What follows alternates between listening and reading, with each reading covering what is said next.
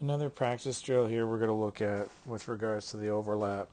So this one here specifically going from what we would call zone 1 footing into zone 2 footing. So just simply tracking behind where you would see this coming to fruition in a game, power play situation, near the end of the game, 6-on-5, generally more in odd man situations versus even. But what we want to identify here is how the goalie's tracking through and behind the net, recognizing that that puck's getting passed out to an attacker coming through into zone 2 into like a bad angle, not a dead angle. Again, making sure the goalies are getting their eyes ahead, early eyes on the puck, making sure they're squaring, right, minor angle adjustment, and being able to set up for that shot.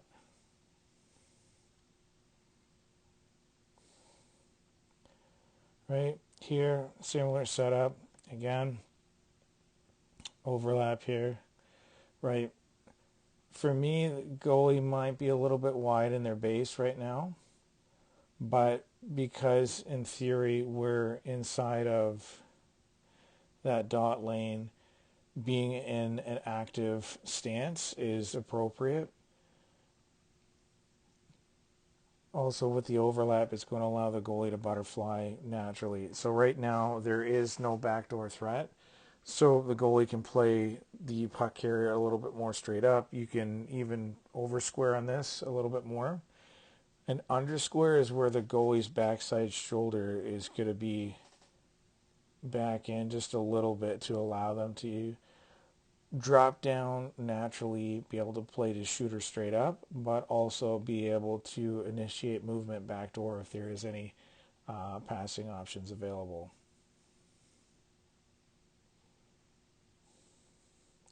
Always looking for that kill on the short side.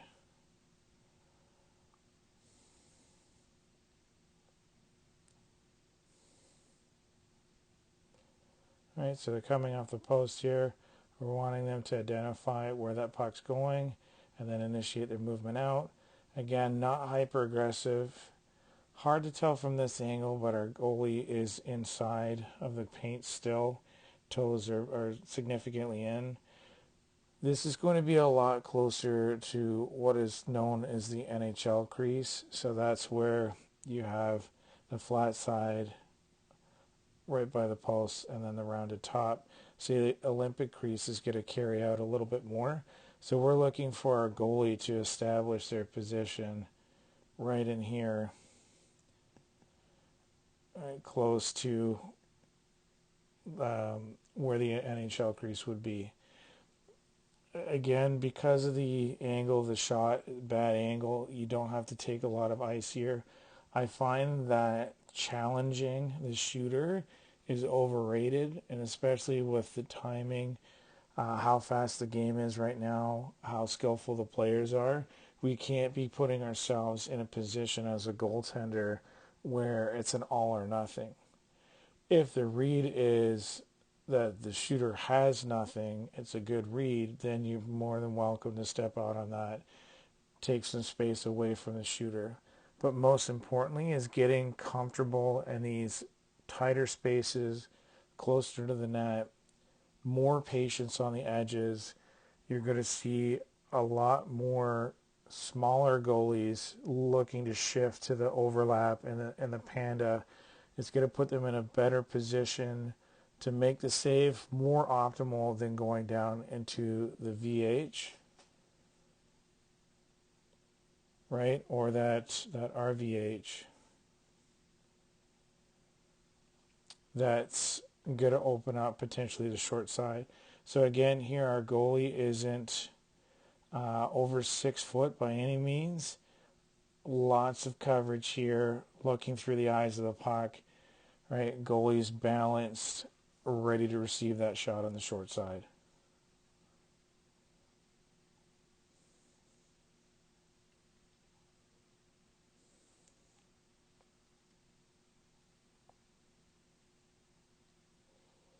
Right?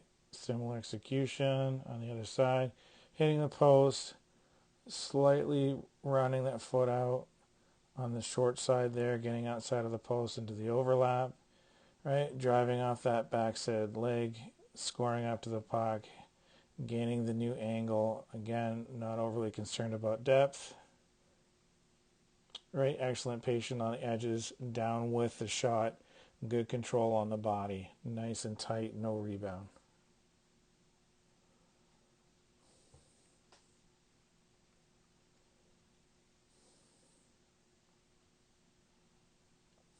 Right, and again, blocking, safe selection, reactive mindset. The goalie shifting into the puck. Very, very minimal shift here, but dropping their hips in, looking to create a target for that puck, and then sealing down in. So collapsing chest into the knees, forcing that puck down into the glove. If it misses a glove, it's going to end up down into the tops of the pads. No rebound.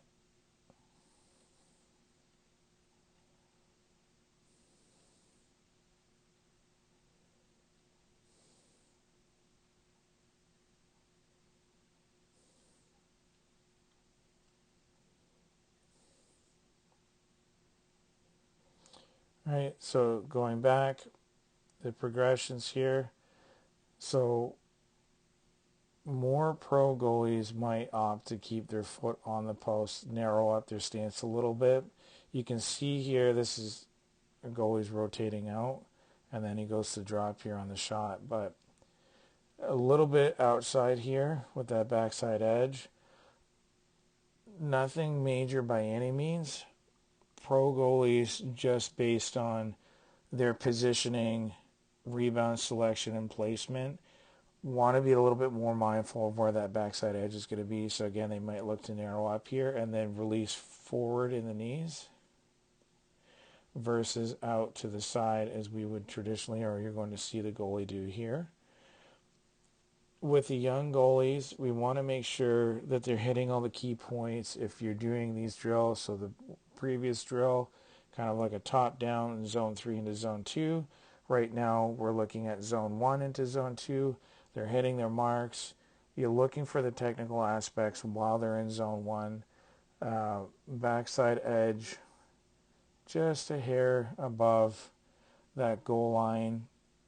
It's going to be their pivot foot or their rudder foot, and it's going to drive any kind of rotation or any kind of movement off the goal line. Again, we're in a conservative depth here. Well, actually closer to defensive depth because we're right on the goal line as per USA Hockey. So then now as we're going through, we're having them visualize tracking that puck behind and then moving out onto the potential pass to that winger coming up the wall or coming down the wall, however you're designing your scenario. We're always trying to incorporate goalie IQ to get them to look for triggers as they're assessing the drill. Here, this is what we would call a studio drill. So it's just the goalie and myself. Ideally, we're going to be able to evolve these drills, incorporate shooters that are as good as the goalie, stronger than the goalie, so a higher level than where they're playing at, or just higher level skill.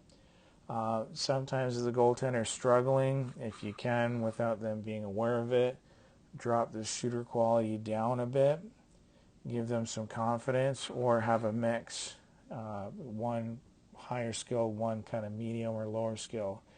This way here, you're helping build the confidence. The goalie's learning how to read the play, reading the situation, reading movement, and seeing patterns and keys for what to look for success in the game.